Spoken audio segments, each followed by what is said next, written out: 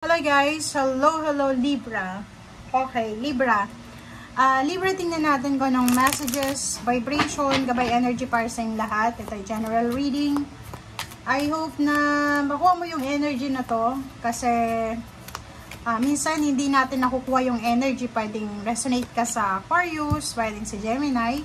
And yung Gemini naman resonate sa reading ng Libra. So, panoorin mo yung Gemini, Libra, and Aquarius para sigurado ka. Okay? Or yung other sign mo. Okay? So, smoky. Okay. First card natin is clearing negativity. Wow! Libra. Comment down below, Libra, kasi parang ang napapansin ko sa'yo is either galing ka sa sakit, may nararamdaman kang masama sa katawan mo, or posibleng meron kang nararamdaman na negativity sa pagkatao mo or sa kung ano man, regrets, parang ganun. Oh. Parang same with the Virgo to. Cherishing self talaga. Cherishing self. Okay? So, dito sinasabi, Libra, na this week, make sure na kumain ka ng tama, healthy.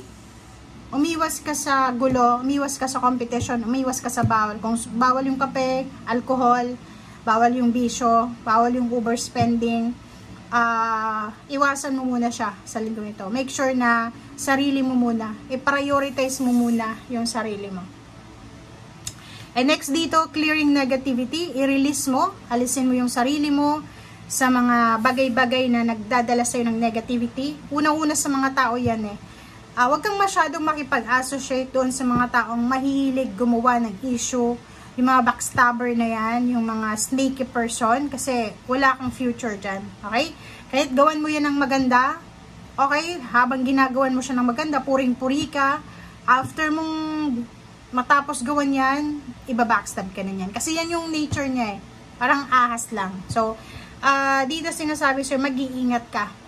Make sure na hindi ka masyadong nagtitiwala. Make sure na unahin mo yung sarili mong kaligayahan bago yung ibang tao.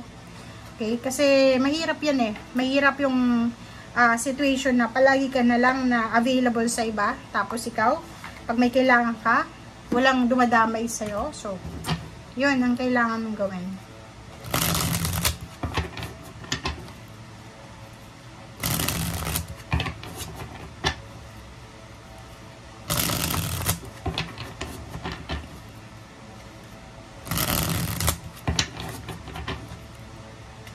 Okay.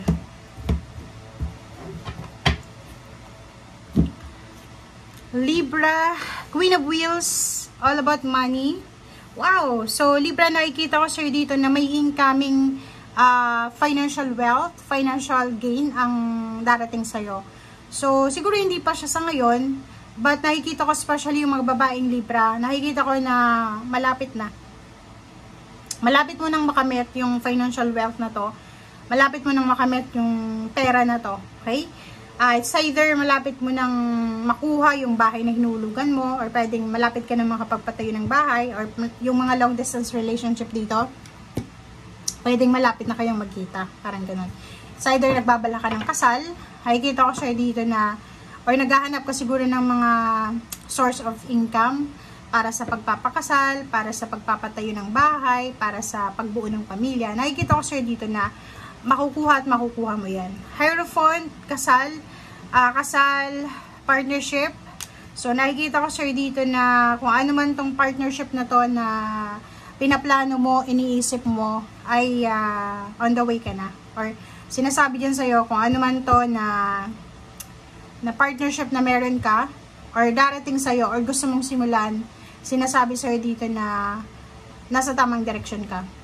Marami sa inyo dito, Libra, na pwedeng naghihintay kayo ng mga offers from other country, maging OFW. And nakikita ko sa'yo dito, possible siya. Okay?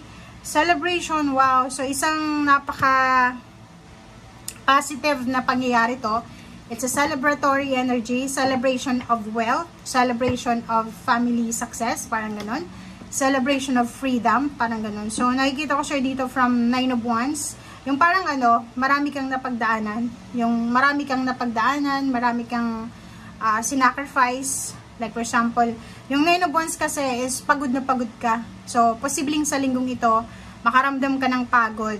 Kasi parang feeling mo toxic yung environment, feeling mo napapaligiran ka ng mga toxicity, negativities. Pagod na pagod ka. Parang iniisip mo na hindi mo kaya na dalhin yung mga negativities na to.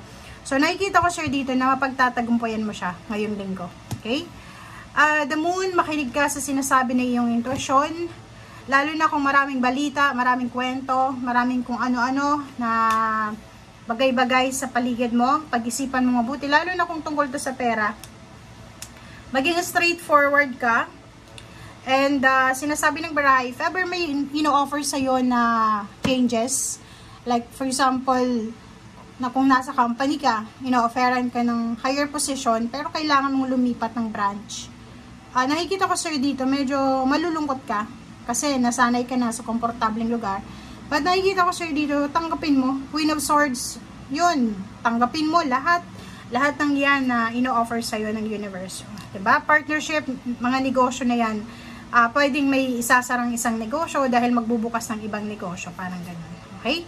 So, 8 of Wands, this week, marami kang parang kwento na maririnig or maraming communication na matatanggap ka. Maraming balita, maraming information, maraming lahat-lahat. Okay?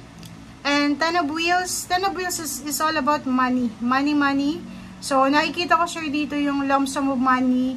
Nakikita ko din yung parang para siyang isang basket ng pera or isang lump sum ng money na naghihintay siya ng tamang panahon para ibuhos siya sa'yo. So, hindi ko alam kung saan galing to. Kasi, ang nakikita lang natin dito, it's either hierophant siya, partnership, negosyo, regalo sa kasal, or pwedeng galing sa bangko, diba? So, I hope na makuha mo yung energy in 6 of Wheels, recognition, rewards, awards. So, kung ano man itong hinihintay mo, it's a positive endings, naghihintay ka ng premyo, naghihintay ka ng victory, promotion, salary increase, kung ano man na awards, rewards, sinasabi sa'yo dito na on the way ka na. Okay? So, halimbawa, maraming pinagdaanan ka, 9 months ago, 9 years ago, 9 weeks ago, nakikita ko na this week is tagumpay lahat ng plano mo, tagumpay lahat ng mga sakripisyo mo, parang ganun. Okay? So, yun guys ang sinasabi ng baraha sa'yo. Libra, I hope na nakuha mo yung energy. If hindi ka resonated, yun nga sabi ko sa'yo dito, panoorin mo yung Aquarius, panoorin mo yung Gemini, or kung ano yung Sun, Moon, Rising sign mo. Okay? So, thank you guys. Prepare this week para sa mga blessings sa parating. Take care of your body, take care of your mental health, emotional. Kasi masyadong pagod ka eh. Pagod na pagod ka. It's either work yan, business, or emotion, or physical, mental. Okay? Bye!